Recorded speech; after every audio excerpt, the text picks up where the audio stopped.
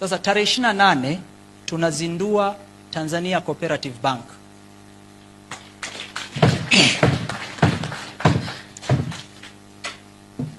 Tunazindua Tanzania, na mkae mkijua financial institution ya nchi ni hivi.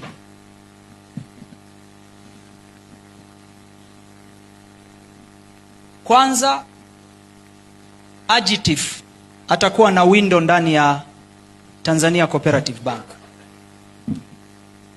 Tumepata fedha, tunaenda kuanzisha equity fund ndani ya Tanzania Cooperative Bank, over 100 billion shilling, na ipeleka pale TADB. Hiyo hela mtaiona kwenye movie. Mmenielewa? Lakini na I'm saying it categorically kwa sababu is unfair. The turnover ya horticulture ni over $500 million. Yaani nataka tupigeni hesabu tu wote hapa.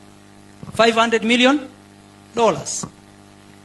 Assume 50% ni big market farmers kama investors wakubwa. 50% ni smallholder farmers. That is the value created by smallholder farmer ni maybe $250 million. Nendeni mkakope sasa. Mnapewa makaratasi yamejaa hivi maneno ya kizungu, masharti mengi, weka nyumba yako, weka ya mke wako, weka ya watoto, wajukuu na nini, cumbersome procedure.